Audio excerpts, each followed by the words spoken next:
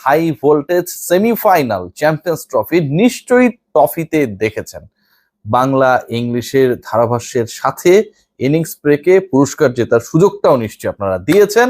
চলছে champions trophy and finally ICC ইভেন্টে অস্ট্রেলিয়াকে knockout স্টেজে সর্বোচ্চ রান তাড়া করে কোন একটা দল হারালো। সেই দলটা হচ্ছে টিম ইন্ডিয়া, যারা আহমেদাবাদের ফাইনালে 50 ওভারি ক্রিকেটে 50 ওভারের বিশ্বকাপে 2023-এ পরাজিত হয়েছিল ঘরের মাঠে। শেষ পর্যন্ত কাছে গিয়েও শিরোপা স্পর্শ করা হয়নি 2011-র পর। সেই ইন্ডিয়া 2023 বিশ্বকাপের পরবর্তী যে আইসিসি ইভেন্ট 50 ওভার্সের, সেটাতে সেমিফাইনাল থেকে অস্ট্রেলিয়াকে বিদায় করে দিল এবং অস্ট্রেলিয়া এই বিদায়ের মাধ্যমে নিশ্চিত করলো যে India is the finalist of champions trophy. What a Virat Kohli show. 30 রানের মধ্যে প্রথম উইকেটে যখন পতন ঘটলো ভারতের, তুলনামূলকভাবে কিন্তু টার্গেটটা চ্যালেঞ্জিং, কারণ দুবাই ইন্টারন্যাশনাল ক্রিকেট স্টেডিয়ামে খেলা হচ্ছে, এটা খেলা হচ্ছে না রাওয়ালপিন্ডি বা লাহোরে। তারপরে বিরাট কোহলি নামলেন 50, 100, 150, 200 পেরিয়ে দলীয় রান যখন 225, তখন বিরাট কোহলি বিদায় নিলেন। তাদের জয়ের জন্য প্রয়োজন 45 বলে 40 রান। কোহলি তার পুরো ইনিংসের সবচেয়ে বাজে শটটাই তখন খেললেন।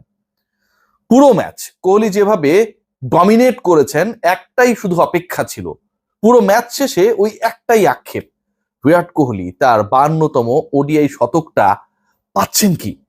শেষ পর্যন্ত পান নাই, 80-এ গিয়ে আউট হয়ে গেছেন। কিন্তু the way he showed the way to his team, যেভাবে তিনি পুরো পথে ডমিনেট করেছেন, সিঙ্গলস নেয়ার ক্ষেত্রে যেভাবে ফাঁকফোকর বের করেছেন, এবং যখন স্ট্যাটিস্টিক্স দেখাচ্ছিল যে 2000 সালের পর, মানে গত 25 বছরে আইসিসি ইভেন্ট, সব ধরনের ইভেন্ট মিলিয়ে সবচেয়ে বেশি সিঙ্গেল নেয়া ক্রিকেটার হচ্ছে বিরাট কোহলি, এবং তার টোটাল নাম্বার অফ সিঙ্গেলস হচ্ছে 5868, প্রায় 6000 সিঙ্গেল নিয়েছেন। তার মোট রানের ওয়ানডেতে 6000 runs around from the singles.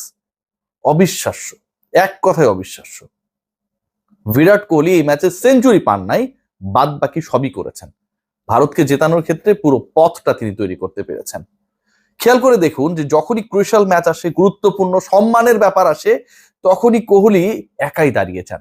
আমরা যদি খেয়াল করি ভারতের পাকিস্তানের বিপক্ষে ম্যাচ, এবং সেই ম্যাচকে ঘিরে কি উত্তাপ, বিরাট কোহলি শতক হাঁকিয়ে জয়ের পথ দেখালেন টিম ইন্ডিয়াকে।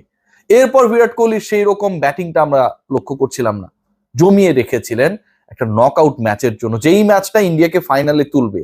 এবং ফাইনালে ওঠা ইন্ডিয়াকে, ফাইনালের শিরোপা জিততে যেই দলটা সবচেয়ে বেশি কাঁদিয়েছে অস্ট্রেলিয়াকে আউট করে দিবে, সেখানটা এসে খেলে দিলেন।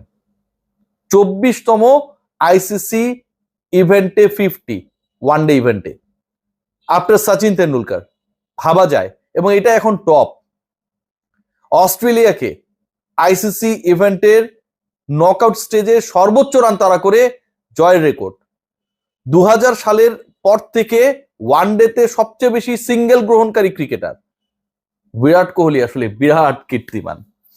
আজকের এই ম্যাচের পর আমার কাছে মনে হয় যে ফাইনালে সবচেয়ে বেশি এক্সাইটমেন্ট থাকবে, আলোচনা থাকবে, টিম ইন্ডিয়ার অপেক্ষা থাকবে। ফাইনালটা কিন্তু দুবাইতে হচ্ছে, এটা আর কোনো ডাউট থাকলো না। চ্যাম্পিয়ন্স ট্রফির আয়োজক পাকিস্তান, দে ওয়ার প্রেইং যে কোনোভাবে অস্ট্রেলিয়া জিতে গেলে ফাইনালটা শেষ পর্যন্ত আর দুবাইতে হইতো না, ইউএইতে হইতো না, পাকিস্তানের টুর্নামেন্টের ফাইনাল পাকিস্তানে হইতো, সেটা আর হচ্ছে না।